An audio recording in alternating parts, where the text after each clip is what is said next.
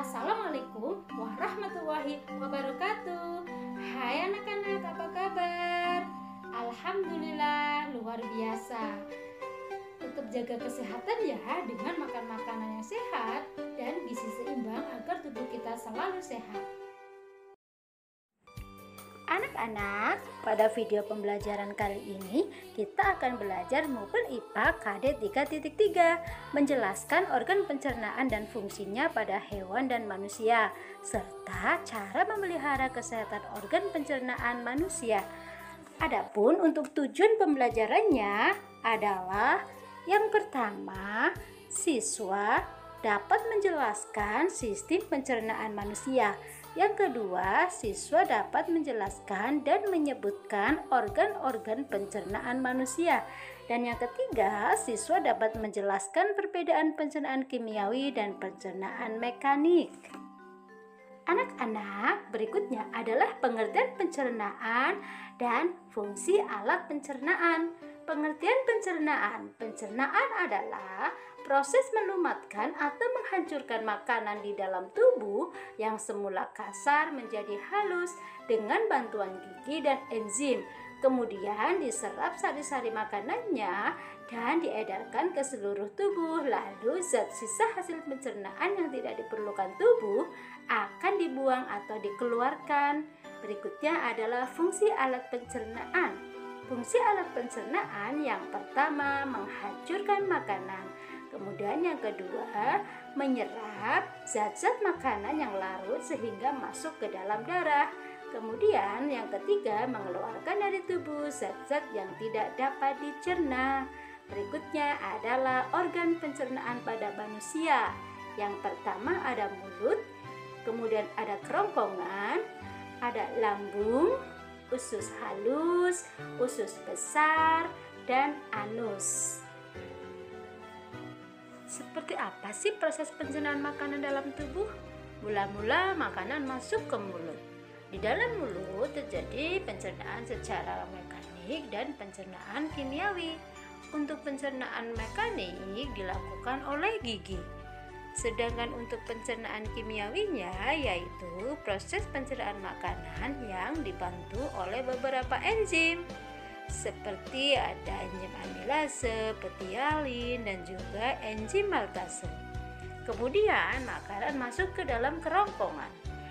Di dalam kerongkongan terdapat gerakan peristaltik seperti meremas-remas guna untuk mendorong makanan masuk ke dalam lambung.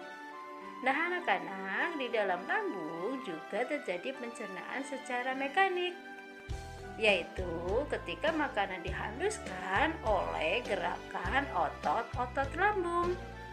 Selain pencernaan mekanik, di dalam lambung juga terdapat pencernaan secara kimiawi, yaitu pencernaan yang dibantu melalui enzim-enzim. Enzim yang ada di lambung yaitu ada enzim pepsin. Enzim pepsin berfungsi untuk apa yo? Mengubah protein menjadi asam amino. Kemudian ada enzim apa lagi? Ada enzim renin. Enzim renin berfungsi untuk mengubah protein menjadi kasein. Dan di dalam lambung juga terdapat HCl atau asam klorida. HCl itu sendiri berfungsi untuk apa ayo anak-anak? Memecahkan protein serta melawan virus dan bakteri yang masuk melalui sistem pencernaan. Yaitu yang pertama tadi di dalam mulut. Dicerna di dalam lambung, kemudian masuk ke usus halus. Usus halus, usus terpanjang di anak-anak. Panjangnya mencapai 6 sampai 7 meter. Di dalam usus halus juga terdapat cairan khusus untuk penyempurnaan pencernaan makanan. Usus halus halus ini terdapat 3 bagian, yaitu usus 12 jari, usus kosong, dan usus penyerapan.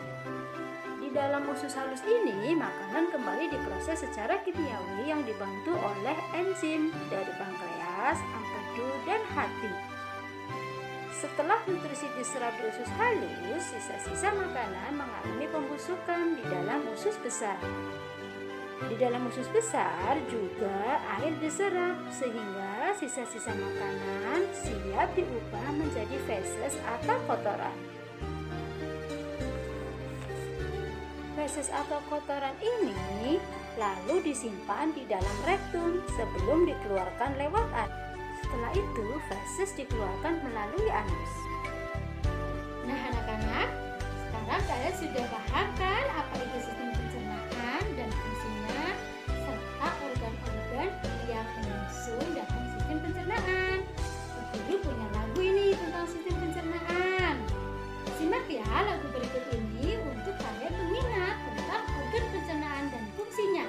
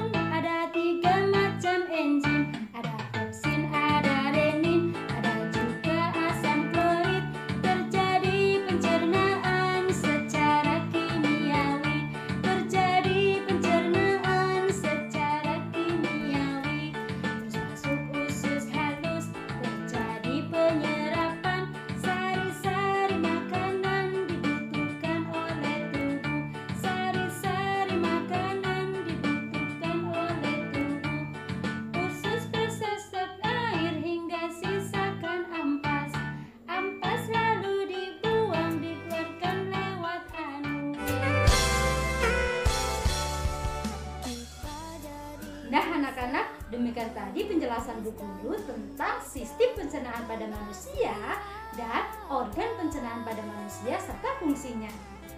Jangan lupa ya kalian untuk selalu jaga kesehatan dengan makan makanan yang sehat dan gizi seimbang, serta rutin rajin berolahraga agar tubuh kita tetap sehat dan dijauhkan dari penyakit. Anak-anak, sampai jumpa dalam pembelajaran berikutnya ya. Wassalamualaikum warahmatullahi wabarakatuh. Semoga bermanfaat.